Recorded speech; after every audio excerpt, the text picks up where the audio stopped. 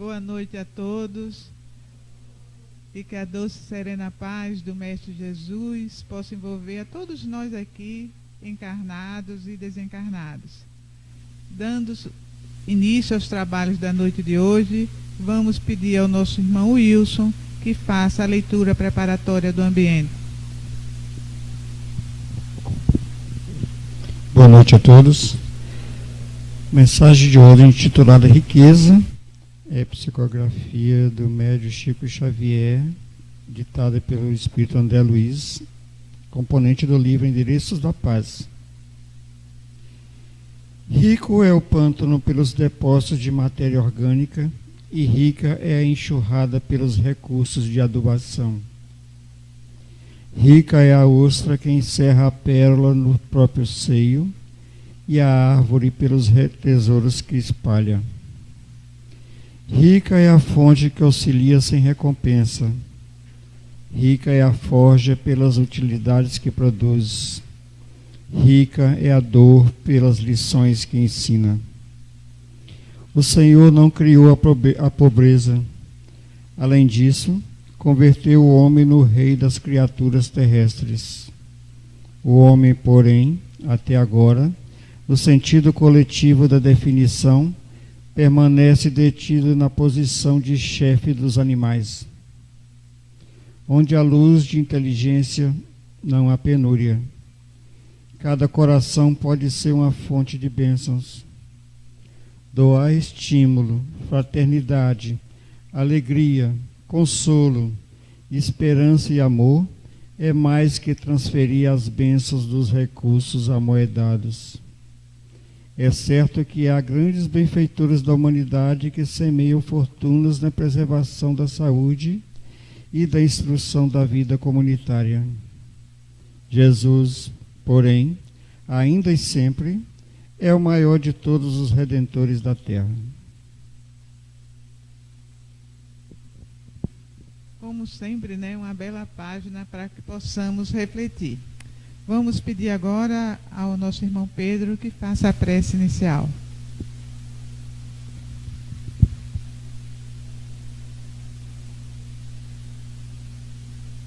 Senhor Jesus, te pedimos, Senhor Jesus, te pedimos, Senhor, assistência neste momento, ao mesmo tempo que te agradecemos pela oportunidade de estarmos aqui reunidos em teu nome para mais uma reunião de quarta-feira.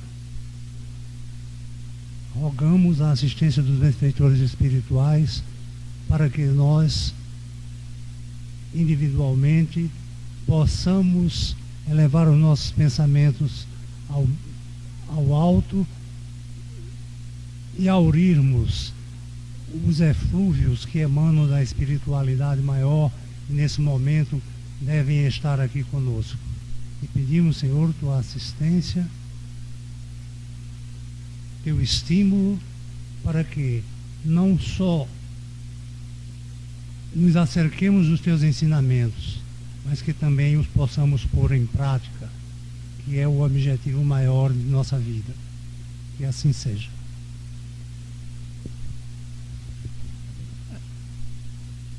Antes de vamos só dizer assim o tema da noite de hoje, que vai ser amar mais para sofrer menos, quer dizer, um bom título, Quanto mais a gente ama, menos a gente sofre. E a nossa expositora já é conhecida de todos nós, que é a nossa Merijane, que ela possa nos brindar, com o melhor do que ela tem, e ela sempre tem o melhor para nos dar. Só que antes de dar início, temos um aviso, rapidinho, sobre um curso que vai haver aqui. O Esperanto, eu acho que algumas pessoas aqui têm um certo conhecimento a respeito, é um idioma criado por um polonês.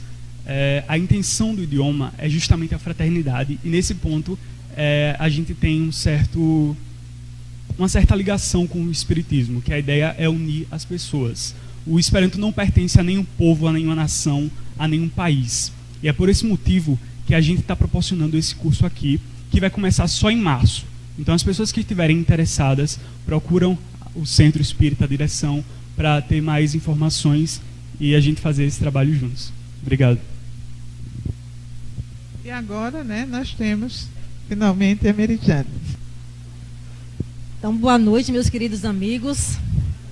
Que as bênçãos amorosas do Mestre Jesus nos envolva e que nesta noite nós possamos juntos compartilhar tudo quanto essa doutrina que ilumina consciências e consola corações pode nos trazer, trazendo-nos principalmente as reflexões para que melhor possamos fazer escolhas em nossas vidas, que as nossas escolhas de hoje, em verdade, são a nossa construção do amanhã. Todos nós fomos criados simples e ignorantes, como dizem já os guias da humanidade. Nós tomamos o trem da vida nessa estação da simplicidade e ignorância e partimos em direção da perfeição. E nesse caminhar, na luta de todos os dias, nós aqui hoje nos encontramos, neste mundo que a todos nos acolhe, neste mundo chamado Terra, que nos convida ao crescimento, ao aprendizado, à edificação de algo muito maior em nós, para que possamos chegar finalmente a essa abençoada estação. Nesse mundo em que vivemos, nós somos cercados pelas mais variadas das situações. E há quem diga que parece que a treva impera neste mundo. Mas, em verdade, os Espíritos nos dizem que nunca houve tanta movimentação pela paz e pelo bem como nos dias atuais. A mídia, infelizmente, só reporta aquilo que chama a atenção e que dá ibope. Mas é um alento para os nossos corações perceber e sentir que a humanidade procura fazer o bem. Mas mesmo assim, procurando fazer o bem, nós vivemos ainda situações muito dramáticas, situações muito aflitivas em nossas vidas. Porque o mundo ainda nos convida a vivenciar experiências de tremendas aflições. Se aflige a mulher grávida, a gestante, porque não sabe se aquele ser que está retornando virá com a saúde perfeita. Então, a menos que tenha feito todos os exames, tenha feito todas as situações, tirado todos os prós e os contras, ficamos, em verdade, com o coração em alegria, por estar recebendo aquele ser, mas um pouco aflitos ainda, porque não sabemos, estamos em expectativa por tudo quanto o futuro nos aguarde. Fica aflito, aliás, viveu uma tremenda aflição os estudantes há umas 2 semanas atrás com o tal do Enem, né? Um desespero total. Eu, cercada de alguns estudantes que iam fazer o Enem, estavam a ponto de ter um colapso, então nervosos. Mas eu não sei o que vai cair. Eu não sei como será o tema da redação, que, aliás, foi uma situação de reclamação total. Os rapazes não gostaram muito, né? Foi uma aflição só. Então, estavam todos muito aflitos, até chegar o grande momento de vivenciar, de olhar se tudo quanto tinha estudado estava ali, ia cair. E eles estavam com a mente tranquila para poder responder. Vivemos em aflição nós, trabalhadores, que muitas vezes estamos trafegando pela abençoada Fernandes Lima. Temos hora, acontece alguma coisa e o trânsito não anda. Temos que bater um abençoado ponto, ou temos uma reunião que não podemos faltar. Eis a aflição em nossas vidas. Fica aflito aquele que não tem carro, que espera a condução, se bem que o ônibus está bem melhor hoje, né? Depois da tal da linha azul, o pessoal está chegando bem mais rápido. Mas aflige-se, porque eles continuam lotados. Não dá para pegar o primeiro, não dá para pegar o segundo. O tempo vai passando, o meu compromisso, o meu horário, a aflição. E aflige-se nós todos os dias. Quando vamos nos alimentar, meu Deus, isso é bom, vai me fazer bem, vai me fazer mal. Isso engorda, isso não engorda. Ah, meu Deus, as aflições de todos os dias que a todos nos envolve.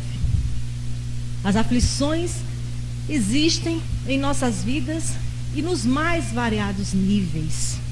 Todos nós vivenciamos uma ou outra situação meio que aflitiva. A aflição do desemprego.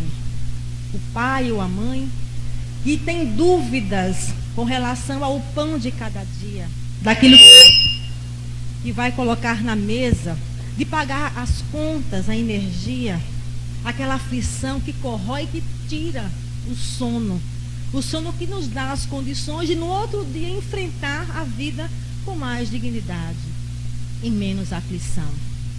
Se aflige, nos afligimos, melhor dizendo, quando temos alguma enfermidade dentro de casa, o esposo, a esposa, um filho, um parente. Nós gastamos energias, recursos financeiros, recursos sentimentais, recursos emocionais, nos afligimos. E sem contar a aflição do luto. Tá bom agora? A aflição do luto, a dor do luto. Nos afligimos quando alguém próximo a nós, muito próximo, ou um pouco mais distante, parte para o mundo espiritual, deixando-nos a saudade, o vazio, aquele sentimento de dor profunda, as aflições que nós vivemos. Vivemos as aflições e nós observamos as aflições em muitos rostos de pessoas amigas ou de alguns apenas conhecidos. Observamos pessoas, criaturas que reencarnam em processos altamente dolorosos. Estava eu e Patrícia fazendo um lanche antes de vir para cá, quando vimos a notícia. E houve um reencarne em... Claro que não foi essas palavras que a jornalista usou. Palavras são minhas. Um reencarne coletivo no estado de Pernambuco de crianças com a microcefalia. Sem contar a macrocefalia. Crianças autistas. Pessoas com questões de danos cerebrais seríssimos. Ou aquelas pessoas lindíssimas, belíssimas, com a depressão profunda, com a esquizofrenia envolver. São muitas as aflições que envolvem a humanidade terrena nos dias atuais. Mas por que tantas aflições em nossas vidas? E a resposta para tudo isso está nos ensinamentos que os Espíritos nos fornecem quando dizem que este é o mundo de provas e expiações. No mundo de provas e expiações, nós que nele residimos, vivenciamos experiências provacionais e expiatórias, que correspondem ao nosso ontem, o ontem bem próximo, ou ontem bem no passado, e que se reflete nas vivências que nós estamos tendo de hoje por diante. O divino amigo, Jesus de Nazaré, parecia que estava malogrando a situação, porque ele tem uma frasezinha que é fantástica. Ele disse: no mundo só tereis aflição. Diga se não parece um malogrozinho. Mas vindo do mestre, que nos ama, não poderia ser. Então as reflexões se revertem ao porquê, ou para quê, melhor dizer. Aliás, porque eu não gosto de fazer perguntas de porquê a divindade. Porque a gente não recebemos resposta. É calado como resposta. Mas quando mudamos a pergunta, para que isso está acontecendo? Para que as aflições em nossas vidas? Fica mais fácil nós refletirmos numa resposta da misericórdia divina. Então Jesus nos disse: neste mundo só tereis aflição. Porque ele sabia que o mundo que nós estamos vivenciando é um mundo provacional. É um mundo que encontra-se numa categoria aonde vai precisar vivenciar muitas situações para que possamos trabalhar em nós a solidariedade, o sentimento, a amorosidade. Porque nós ainda temos muitas questões egoísticas em nosso ser. Aí quando nós falamos assim, essa Meire deve estar delirando, porque eu não sou egoísta. Eu amo a minha família.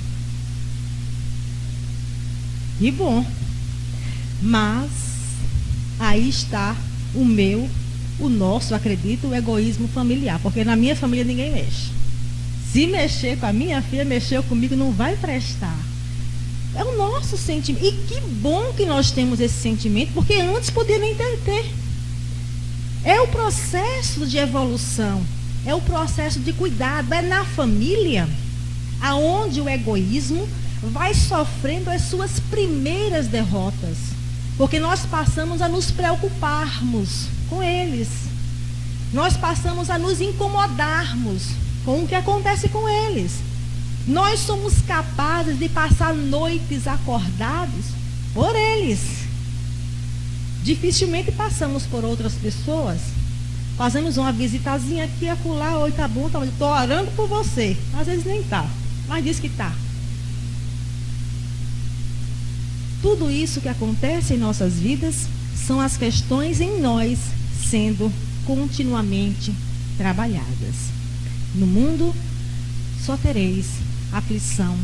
Nos traz a reflexão o amorável Mestre Jesus. E Jesus, quando nos trouxe essa reflexão, por mais que nós não queiramos aceitá-la, porque ninguém quer ficar em aflição, ninguém quer sofrer, todo mundo quer ser feliz, todo mundo quer viver com muita alegria, mas na Terra não existe um único indivíduo que não tenha as suas lesões. Todos nós temos lesões, umas mais profundas, outras menos profundas, mas nós temos as nossas lesões. Assim se faz necessário para que nós possamos aprender, através das lesões das nossas almas, a despertar para o sentimento de solidariedade, de humildade. O Mestre Jesus não utilizou, entre aspas, do malogro, quando disse que no mundo nós teríamos aflições.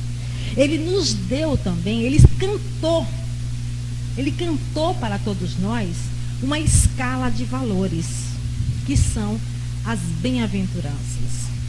As bem-aventuranças é uma escala de virtudes, porque nós não ultrapassamos uma sem ter cumprido a outra. Ela é uma escala evolutiva até que um dia nós possamos chegar à última bem-aventurança, que é bem-aventurados os pacificadores, porque verão a Deus. Até chegarmos lá, nós temos uma grande trajetória. São 9 bem-aventuranças. E nós estamos engatinhando para a terceira. A caminhada é longa, não é, meu amigo? A caminhada é longa. Mas vamos refletir naquelas que são mais importantes para nós, para o nosso aprendizado, para o nosso crescimento. A primeira bem-aventurança nos diz: bem-aventurados os pobres de espírito. É a cara da gente. Bem-aventurados os pobres de espírito. A segunda, bem-aventurados os que choram. E como nós choramos.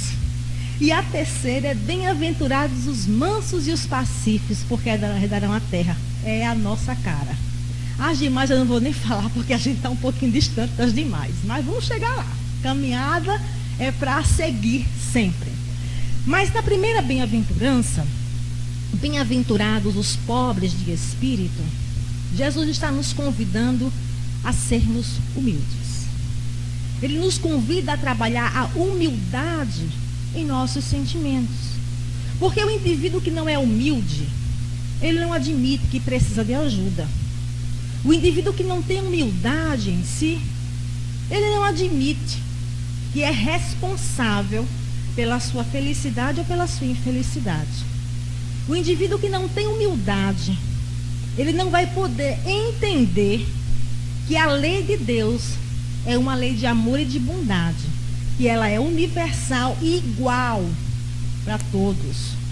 Não cabe na cabeça do egoísta pensar que ele está sofrendo porque um pai de misericórdia está trabalhando para que ele possa aprender a amar.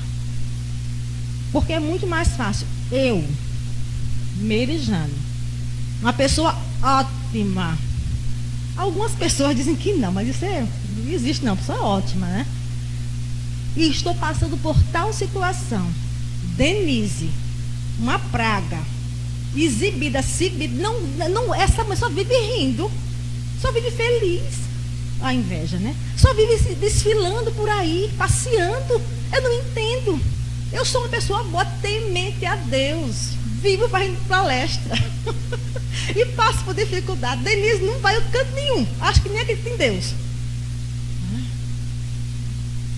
Cadê a humildade?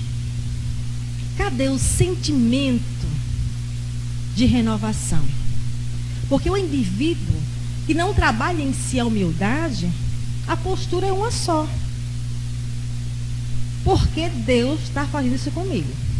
Alguém já ouviu essa frase? Porque Deus está fazendo isso com o meu filho. Aí a gente pergunta, né? E por que não com o seu filho? E por que não com você? Porque nós esquecemos da prece universal de Jesus. Pai nosso, que estás no céu. Ele colocou a humanidade em pé de igualdade. Nosso Criador é um pai de todos, por igual. Então a pessoa que não trabalha a humildade em si, ele tende a culpar a divindade pelo mal que ela acredita não merecer. E como o mundo que nós vivemos é um mundo de provas e expiações, todos nós, sem exceção, estamos passíveis de vivenciar experiências de aprendizado para as nossas vidas. E quando nós não trabalhamos a humildade em nossos sentimentos para compreender a lei sublime de Deus, que nos convida a refletir, que nos convida a melhorar, que nos convida a ser melhor, a aprender a respeitar o próximo como a si mesmo, nós entramos naquela situação de comiseração, de o arrependimento, de peninha de si mesmo, aliás. Ah, meu Deus, eu não mereço. Oh, meu Deus, por que isso comigo? Ou então é pior, entra naquela situação. Lá vem, manda o sofrimento, eu mereço sofrer. Eu mereço, porque eu vou sofrer pela encarnação, a próxima eu venho feliz, agora venha. Porque a vida que nós levamos, nós precisamos compreender que a vida é um patrimônio divino que nos concede como oportunidade de crescer e ser feliz. Se nós vivemos uma experiência abençoada e só temos reclamações a fazer, nós estamos minando a oportunidade que o nosso Pai nos concedeu para sermos felizes. Nós estamos indo contra tudo quanto nós observamos, todos os ensinamentos do Mestre de nossas vidas, quando ele nos diz com todas as letras que nós vamos colher aquilo que nós plantamos. E ninguém está plantando tomate, não. A gente está plantando a experiência, é virtude, é amor, é desamor, é ressentimento, é o nosso plantio. E nós vamos colher aquilo que nós plantamos. Da mesma forma que nós não temos condições de acender a felicidade numa única encarnação, nós vamos vivenciar as experiências para que nós possamos aprender a melhor escolher. Em outras palavras, nós somos responsáveis pelo nosso sofrimento. Em verdade, nós escolhemos sofrer. Alguém pode olhar de lado para mim e dizer assim: a Meire está ficando mais doida do que eu pensei. Ela quer dizer que eu, filho de Deus, criado para a felicidade, escolhi sofrer? Bom, não escolhemos exatamente sofrer, mas escolhemos errado. E o resultado das nossas escolhas equivocadas é o sofrimento. Ou seja, o sofrimento é a colheita. É a colheita do nosso plantio equivocado. É a colheita que nós vamos plantar por uma semeadura mal feita. Mas eu não sabia, mas vai aprender agora. Vai aprender. Porque nós não aprendemos em momentos de alegria e de felicidade.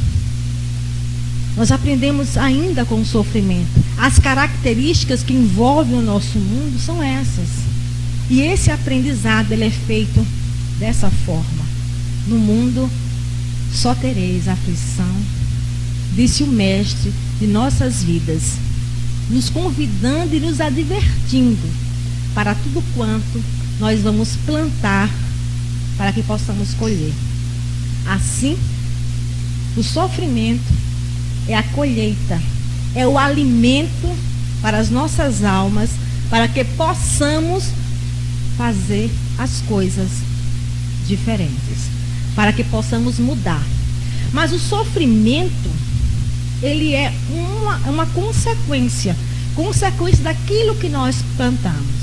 E essa doutrina abençoada, ela nos traz reflexões importantíssimas sobre as questões das causas que nos levam às consequências do sofrimento.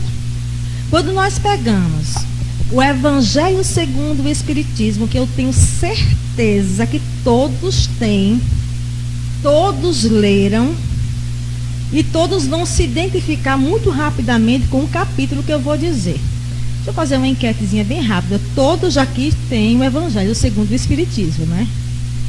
Não tem ninguém, Denise, não sai ninguém daqui se comprar o Evangelho segundo o Espiritismo. Não dá. Precisamos ter esse livro de cabeceira. É a fonte, é o alimento para nossas almas, minha gente. A gente não se alimenta só fisicamente, não. O Evangelho alimenta nossas almas. Senão a gente não aguenta o baque, não. Vigiar e orar, disse Jesus. A gente não tem condições de orar para depois vigiar, não. Tem que ser o contrário. E o Evangelho nos auxilia. Mas no Evangelho, capítulo 5 do Evangelho segundo o Espiritismo, gente, é o mais grosso. O capítulo não é enorme, não, ele se amostra. E nele nós encontramos as causas das nossas aflições. Nele estão contidas as orientações e as reflexões para que nós possamos nos perceber na singeleza do convite de Kardec e dos orientadores espirituais. São várias mensagens que nos fazem pensar, refletir que não existe casualidade, que não existe uma intercorrência qualquer, que não existe um acaso, porque o acaso é ridículo e não pertence à dignidade de Deus, nosso Pai. Capítulo 5 do Evangelho segundo o Espiritismo. Causas atuais das aflições. Causas anteriores das aflições. Motivos de resignação. Mortes prematuras. E sabe, é tanta coisa. Eu fiz uma lista. Tentei até decorar, mas como eu sou péssimo para decorar as coisas, não adianta. São várias reflexões para que nós possamos perceber os acontecimentos em nossas vidas e fazer uma correlação. Observarmos as antipatias, as amizades, as situações que nos chegam, aquela situação que nos deixa meio desgostosas, e nos convidando principalmente, porque uma vez identificado o mal, uma vez identificado a causa, porque nós vamos sentir em nós a situação, que nós possamos trabalhar para mudar. Que nós tenhamos força para poder mudar. Porque o orgulhoso e o egoísta, ele não terá força para mudar, porque ele não vai poder compreender as leis do nosso Pai. As leis de causa e efeito. O nosso plantio e a nossa colheita. Ele não vai querer compreender. Ele não vai querer aceitar. Porque vai se imaginar um ser privilegiado. Mas identificando as causas da nossa aflição, nós vamos entender e aprender a sofrer. Olha que bonito. E lá no Evangelho, no capítulo 5, tem lá bem sofrer e mal sofrer. E quantos de nós sofrem bem? Quase ninguém. E não é o fato de sermos espíritas que sofremos melhor, não. Quando vem uma barca, a gente bota a mão na cabeça, valei-me minha espiritualidade de amigo, coitado dos espíritos. E começa a filioterapia nesse povo, que o negócio está sério. porque nós ficamos altamente aflitos. Eu costumo dizer que no primeiro momento da aflição, a gente tem que gritar mesmo. A gente dá um berro, chora, se estribucha realmente, porque a gente não é Chico Xavier, né? A gente não está naquela situação de vibração fantástica, né? Então a gente se desespera, bota a mão na cabeça, meu Deus, socorro. Mas depois a gente tem o dever de respirar, o dever de deixar que as lágrimas caiam vagarosamente dos nossos olhos, o dever de fazer uma prece, de pedir assistência a Deus e aí começar a ponderar. No primeiro momento é impacto. No primeiro momento mas depois a gente tem que parar e pensar. Que assim nos convida a doutrina espírita. Nós precisamos parar, pensar, para poder melhor agir. Porque se a gente não para, não pensa, a gente age errado, aí se complica mais ainda.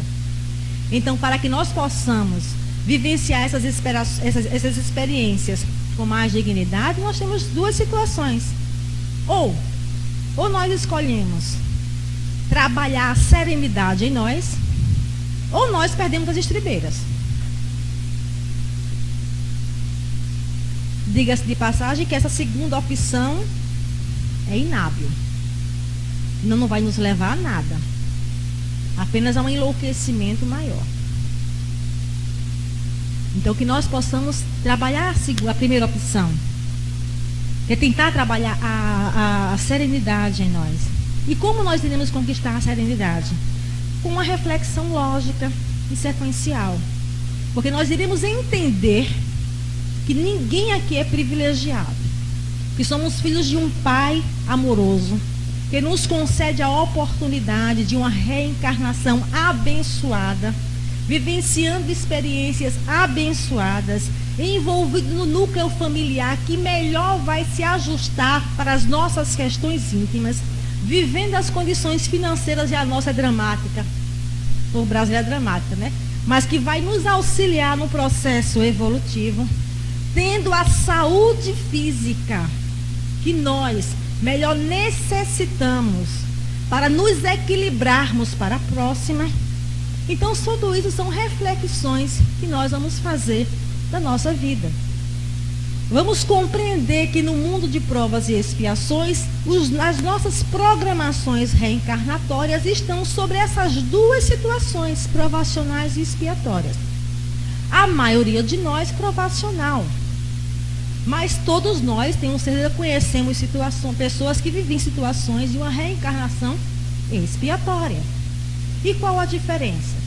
As provacionais são aquelas em que nós vivenciamos as nossas dificuldades, em que os nossos mentores espirituais, quando é planejado nossa reencarnação, diz: olha, a Mary não é de falar muito, a bichinha, coitadinha da Mary. Então nós vamos ter que trabalhar a Mary para poder ela falar mais um pouquinho, porque ela é muito tímida.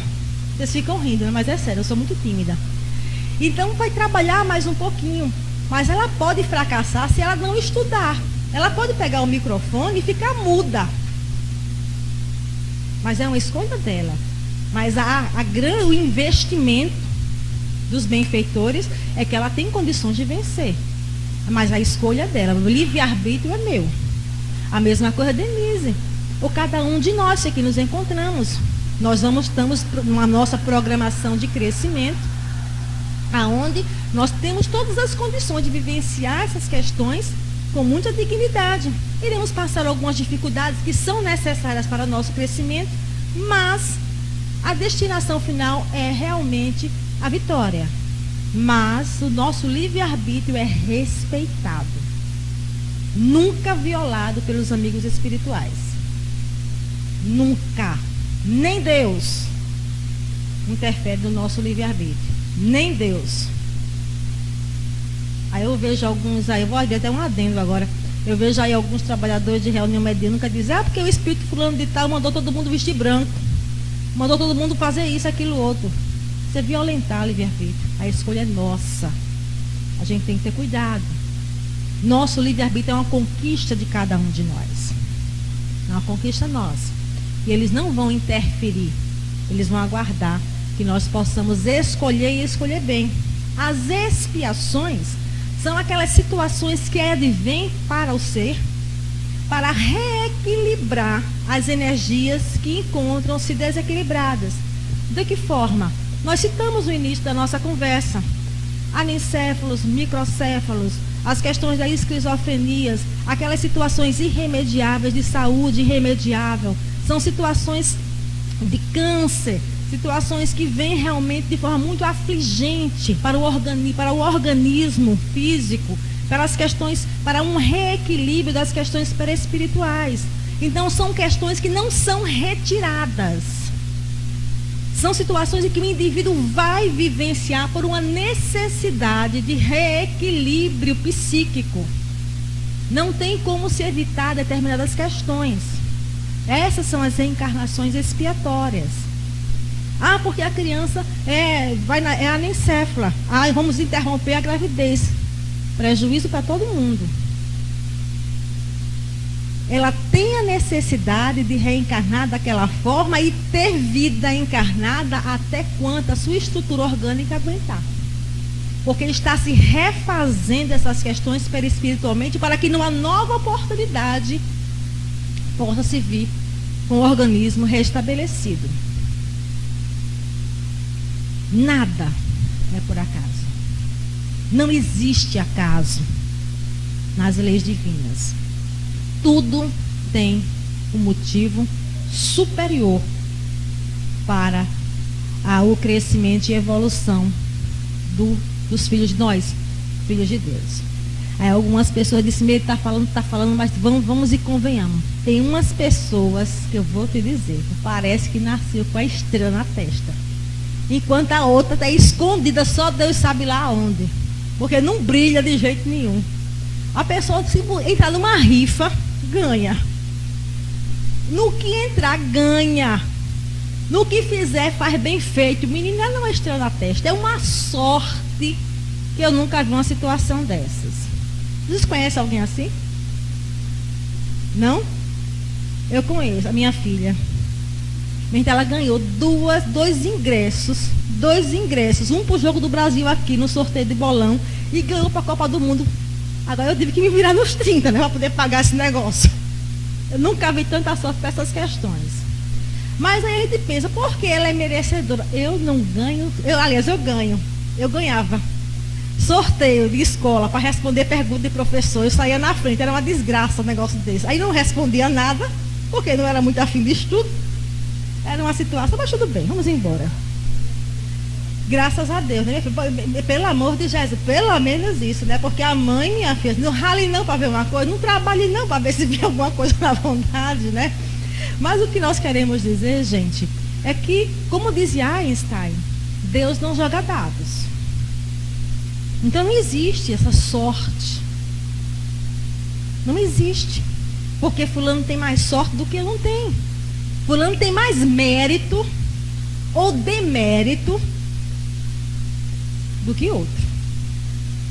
Tem mais acréscimos de virtudes ou menos acréscimos de virtudes do que outros. Tem merecimento ou menos merecimento do que outros. Porque as leis divinas, elas são imutáveis. E não privilegia filho nenhum. Mas é levado em conta os méritos e os deméritos de cada um de nós. Tudo que nós fazemos é computado. Nos diz Emmanuel que o bem que nós fazemos em algum lugar é nosso advogado em toda parte. Que nós possamos sentir a necessidade de fazer o bem sempre, para que nessa construção do bem nós possamos realmente cortar as arestas do egoísmo e do orgulho que fez com que nós já tivéssemos tantas quedas, tantas situações infelizes e que nos levam hoje ainda a ter tantas lesões nos nossos corações. Porque todos nós queremos a felicidade e buscamos e lutamos pela felicidade. Mas ainda lutamos e buscamos muitas vezes de forma equivocada. Porque nós ainda não conseguimos abrir o nosso olhar e enxergar a humanidade como nossos irmãos, como filhos do nosso Pai. Nós só conseguimos atingir, ou sermos atingidos, melhor dizendo, pelo sentimento de solidariedade diante de grandes acontecimentos. Porque a motivação para que nós possamos nos colocar para com o nosso próximo, na maioria de nós, ela ainda não é um ato espontâneo. Precisou a mídia internacional divulgar aos 4 cantos do mundo, eu acredito que até o universo inteiro soube, daquela criança que foi encontrada na beira do mar. Estão lembrados dessa cena? Que surgiram várias imagens depois, várias religiões fazendo várias imagens de anjinhos levando, de pessoas indo buscar, etc. e tal. Mas foi preciso que a humanidade se comovesse, sentisse no coração, para que tomassem uma postura de amorosidade. Para que as pessoas pudessem abrir as portas de suas casas para acolher aqueles que ali encontravam-se. Que fossem pegar os seus carros e ir até lá, pegar as famílias dos refugiados para dar-lhe guarida. Foi preciso que os corações fossem tocados para que as pessoas pudessem sair no estado de expectação, para que pudessem agir em benefício do outro irmão. Este é um mundo com as características de provas e de expiação. Mas é um mundo que nós já observamos e nós já percebemos que começa a modificar. A sua humanidade começa a sensibilizar-se. As pessoas começam a querer fazer o bem, a procurarem o bem, a atingir os sentimentos com atitudes do bem. O mal incomoda-nos, graças a Deus. A injustiça nos incomoda. Que maravilha. É este mundo que encontra-se nesse amanhecer da nova era, que nos convida a uma mudança de postura, a uma mudança de atitude, para que assim possamos ser felizes. E nessa mudança de atitude, nessa mudança de postura perante a vida, nós somos convidados, diante das dificuldades e das aflições, a pensarmos com mais serenidade, a termos um pouco mais de resignação em nossas vidas. E resignação não é igual a acomodação. A acomodação é paralisia inapropriada. Mas a resignação é aquela postura que faz com que nós possamos observar e compreender um pouco melhor as leis do nosso Pai. Sabendo que a revolta não vai nos ajudar, mas sabendo que a serenidade, as reflexões irão sim nos proporcionar uma força maior para seguir adiante. Até porque as nuvens que envolvem as nossas cabeças periodicamente são nuvens que passam. Eu lembrei até daquela música, aquela nuvem que passa, alguma coisa assim. Eu pesquisei no Google, não é do meu tempo não, viu? Foi uma pesquisa que eu fiz. Pelo amor de Deus, no meio de você, a pessoa se entrega, né, rapaz? A pessoa está se entregando, mas tudo bem, né? Então são nuvens que desabam na nossa cabeça, com raios, tempestades, mas elas passam.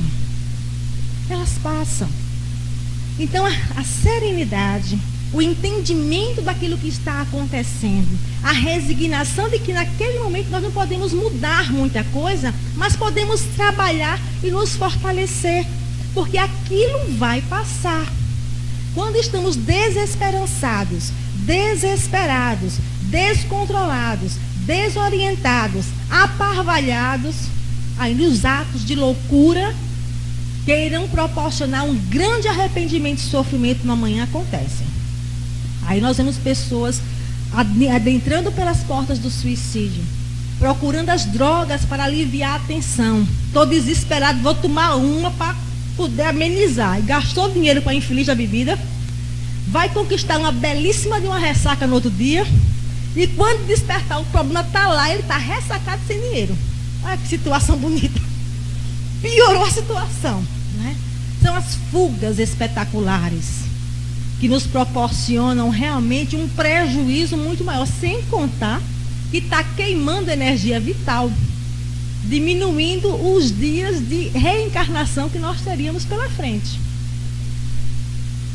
Então nós podemos observar que o entendimento das questões que nos envolvem, nesse entendimento, nos proporcionando uma melhor escolha, para que assim nós possamos direcionar os nossos passos para uma caminhada mais lúcida, para uma caminhada mais firme, para uma caminhada redentora, porque este é o divino convite do nosso Pai.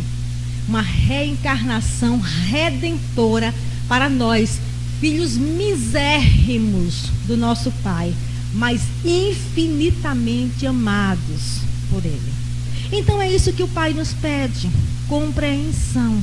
E na compreensão dos seus desígnios, dos seus ensinamentos, das suas orientações, das orientações que o Mestre de nossas vidas nos deixou, porque Ele é o caminho da verdade, é o caminho da vida.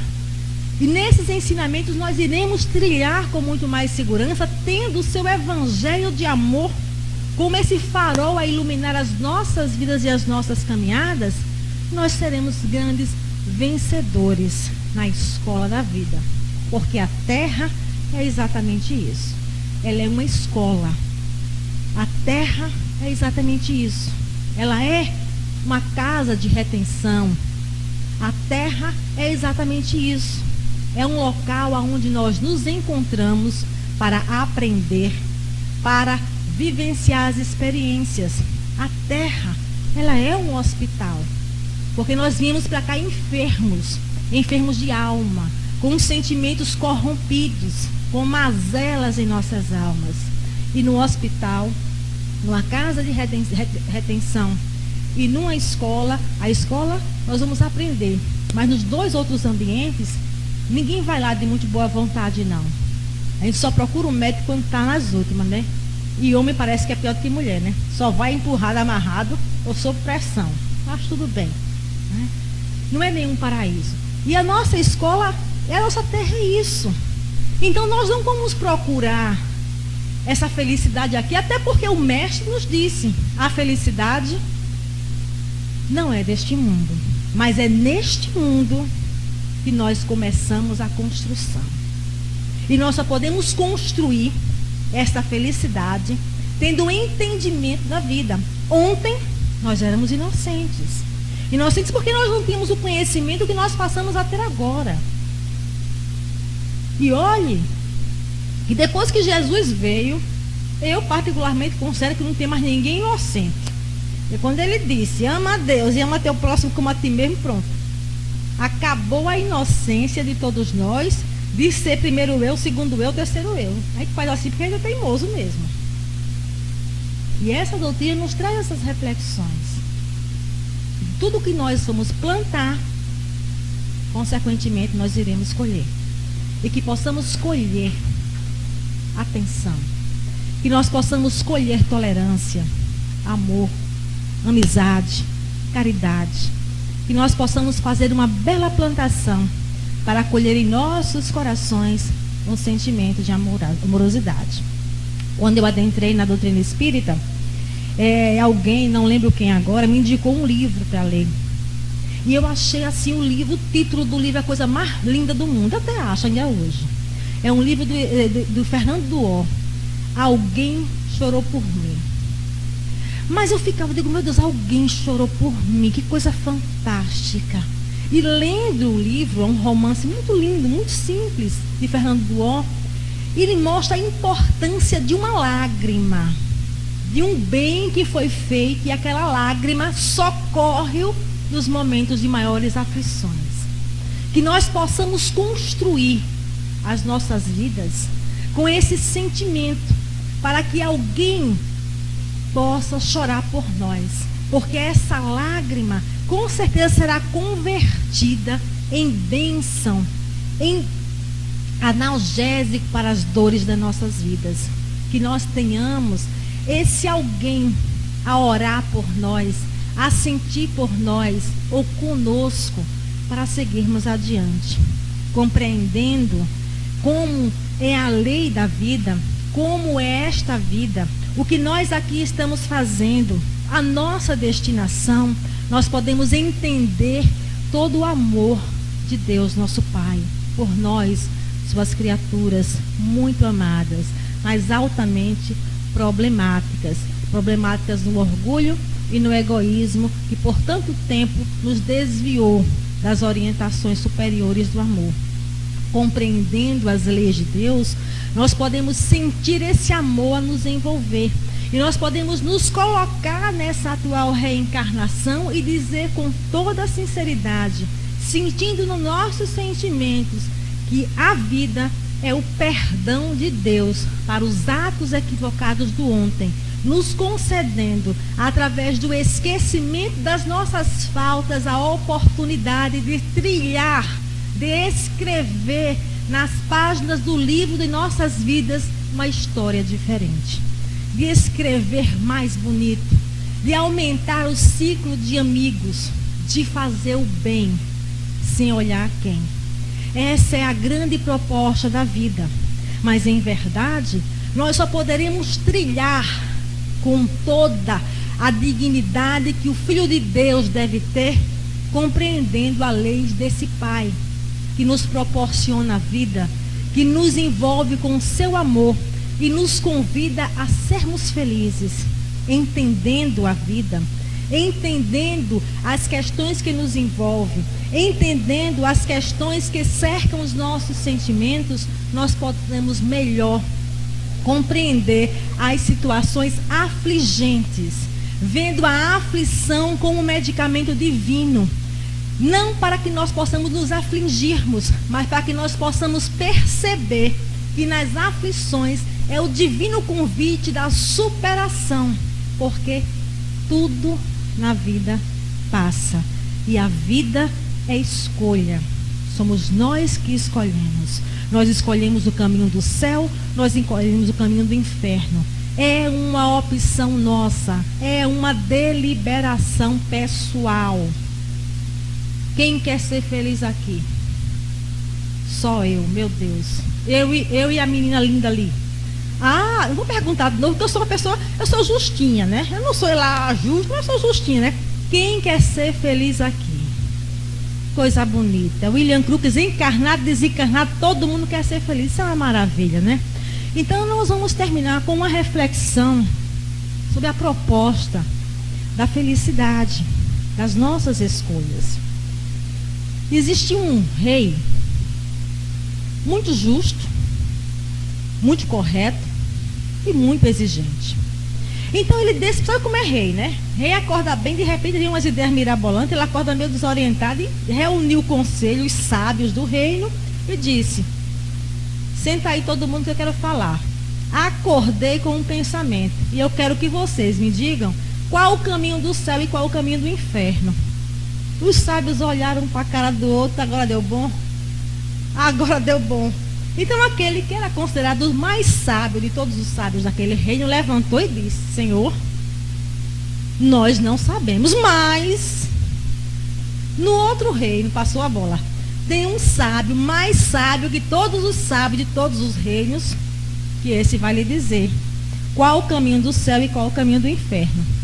O rei não teve dúvida, arrumem os cavalos, vamos todos, nós também, vocês principalmente, porque se qualquer coisa que eu não gostar, eu passo que decepta todo mundo, não fica um bom, justo rei, né? E foram para o reino. Ele invade o reino, entra na casa deste sábio, invade a casa do sábio, encontra o sábio totalmente desprevenido.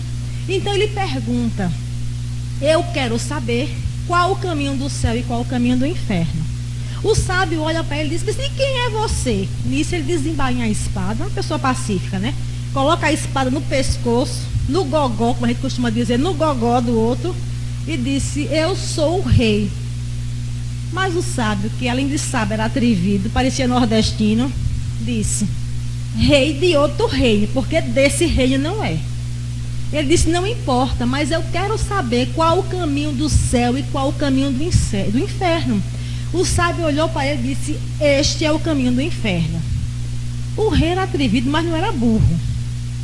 Olhou para aquele sábio nordestino, sentou assim, guardou a espada, mandou todo mundo se aquietar, pediu desculpas por ter invadido o reino, pediu desculpas por ter invadido a casa do sábio olhou para o sábio e disse: eu gostaria que o senhor me dissesse qual o caminho do céu e qual o caminho do inferno. O sábio nordestino quente olhou para ele e disse: este é o caminho do céu. Então, o caminho que nós escolhemos de paz ou de inferno em nossas vidas, de aflições ou de felicidades, é uma deliberação pessoal. É a forma como nós vamos nos colocarmos diante do que a vida nos oferece. Ela nos lança as mais variadas interrogações. E como nós fazemos o questionamento à vida, de forma atrevida, mal educada, revoltada, ou de forma reflexiva, procurando entender os ensinamentos que a vida, que é Deus, proporciona a nós, seus filhos misérrimos. Ser feliz ou ser infeliz não é uma questão de privilégio divino. Ser feliz ou estar infeliz, melhor dizendo, estar infeliz ou estar feliz, é uma escolha pessoal. É uma deliberação pessoal. E nós temos a condição de escolher melhor, porque passamos a compreender que Deus não é apenas Pai, Ele é amigo, Ele é Criador, Ele é o caminho que nos é a luz que nos levará à redenção. E nós precisamos dessa luz para seguirmos adiante, com perseverança, com dedicação e com coragem, podendo observar que a vida é um grande palco. Nós somos artistas, vivemos experiências nessas vidas, mas nós não devemos nos apegar às questões transitoriais da vida. O que nós precisamos fazer é aprender a nos amarmos, é amar ao nosso próximo, para que assim nós possamos compreender e finalmente amar a Deus sobre todas as coisas. Assim, para encerrar, eu trago a mensagem do Espírito Lázaro, no Evangelho segundo o Espiritismo, que ele nos fala da lei do amor. E ele nos diz que o amor resume toda a doutrina do Cristo, porque é o sentimento por excelência. E os sentimentos são os instintos elevados à altura do progresso realizado por cada criatura. No ponto de partida, no início da nossa trajetória evolutiva, nós éramos apenas instintos. Mais avançados e corrompidos, nós somos sensações. Instruídos e depurados, nós somos sentimentos. E o amor é o requinte do sentimento. O amor é Deus, e Deus está em nós e é nosso Pai. Muito obrigada.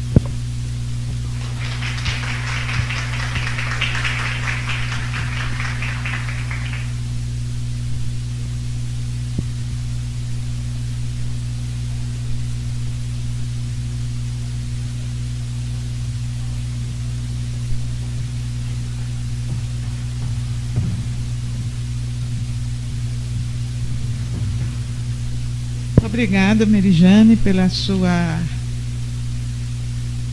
exposição, e que possamos levar esses ensinamentos para o nosso dia a dia, né? E refletirmos sobre ele.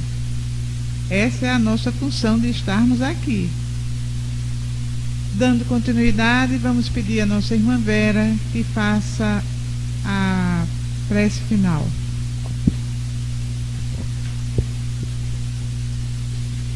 Então eu convido para que vocês fechem os olhos e vamos tentar nos manter nesse clima de harmonia e de tanta luz que vibra nesse espaço agora.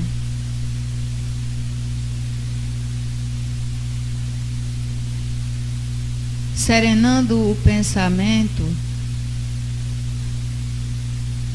para melhor absorver tudo que foi exposto na noite de hoje,